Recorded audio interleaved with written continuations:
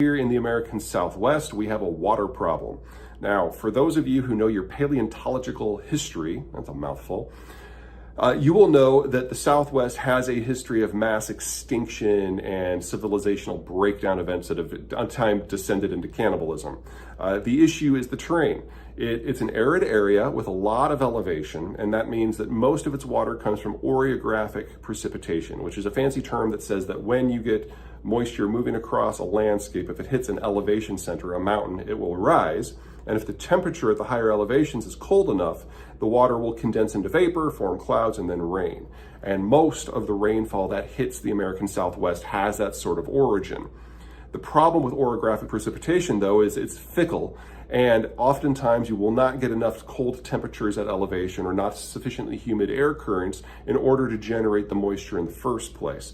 So rivers literally come and go, and that has caused the collapse of civilizational systems as you get mega droughts from time to time to time.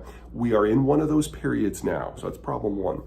Problem two, when the American Southwest realized that they had limited amounts of water, the states, back in the 1920s, 1922 I think, set up a legal structure called the Colorado River Compact, in which they agreed to share the water. The problem was that the year that they used to evaluate how much water they had to share was one of the wettest years on record. So we've known for decades that in time, the volumes that were written out in the treaty just weren't going to be there. In addition, this is all heavily litigated and legalized, all written down in law and at the federal level, is an issue of senior water rights.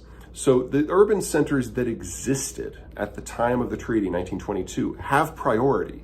And anyone who has built infrastructure since then to tap into the waterway network is at a lower priority. So if you were an urban center in 1922, you have senior water rights, and everyone else who is added in is lower and lower and lower and lower until if you were at the very bottom in, say, the 70s, when your system was built, you're at the very, very bottom. The first state mentioned in the compact is the one that had the highest population then and now, and that's California.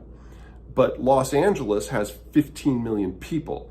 The entire Southwest only had that many people in 1922, so you can see it's part of the problem.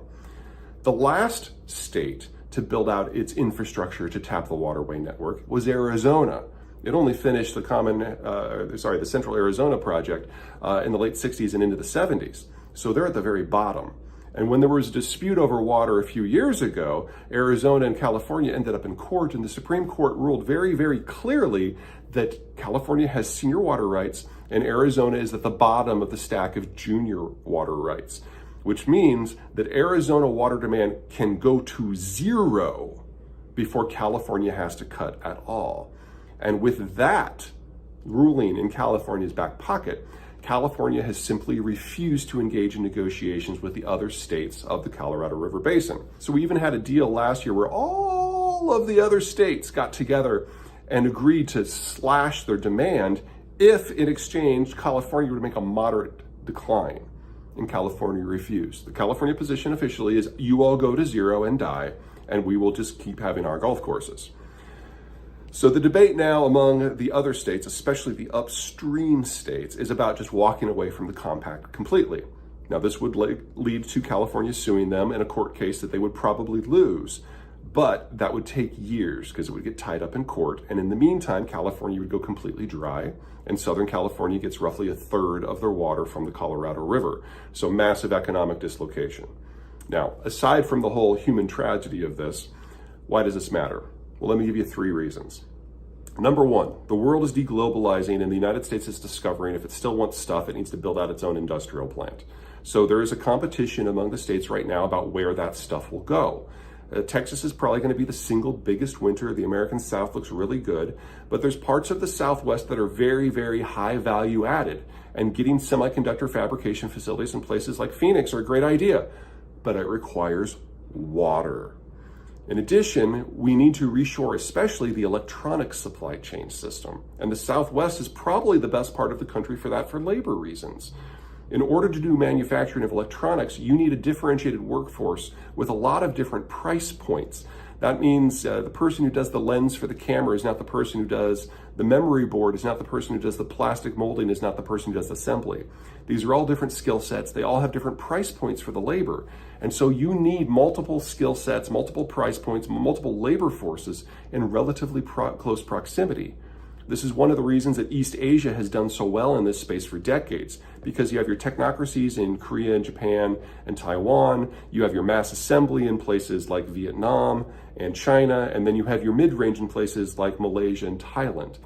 The only place in North America we have that sort of variation is in the US-Mexico border, and for the Southwest, that's a really good selling point if you can keep the water flowing. And another big reason is agriculture. Now, one of the big problems, one of the reasons why the Southwest is in this problem is that they are growing a lot of food in the desert. And, if you look at that on its surface, you got to wonder if that was a very good idea in the first place. And the answer is no, it was not a very good idea in the first place. But it is now part of our food security system. And so places like Yuma, Arizona, which are about as far south in the country as you can get all of their water from these water courses that are governed by the compact. And if Colorado just walks away, then in the winter, we're talking about losing a quarter to a third of most of our fresh vegetables because it's got the perfect climate for it if you got the water. Now, unlike, say, interior Washington, where you've got the Columbia River, which is the continent's biggest water flow by volume, and you take water from that for, say, the Yakima and the Walla Walla and the Benson systems, it's not a big deal. But you can't do that at scale over time in a watershed like we have in the Southwest. And so we're talking about losing a significant amount of food production that is important not just locally and regionally, but across the national system. Now, California, don't get too smug. The Central Valley is facing this exact same problem, and you can't blame that one on anyone upstate. That is your homegrown ecological and agricultural crisis. That's a problem for another day. And then third, taxes. One of the things that we've seen in the last few years is Americans are moving in a way that they haven't in quite some time. The baby boomers want to move someplace where it's warmer.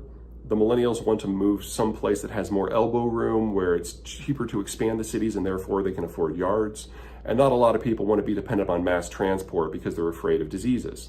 Well, the American Southwest scratches all of those itches, and it has been the fastest growing part of the country from in-migration in the country now for roughly 50 years, and all else being equal, there's not a lot of reason to expect that to change, unless there's a persistent water crisis.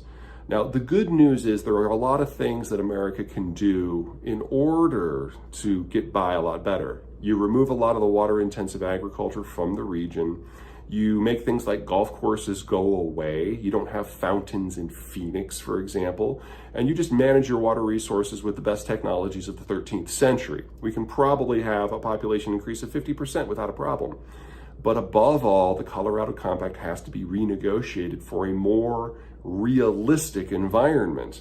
And since California will not choose to do that willingly, they are going to have to be forced, which means either we do have a crisis first triggered by the upstream states, or Congress steps in and abrogates the pact and imposes a replacement.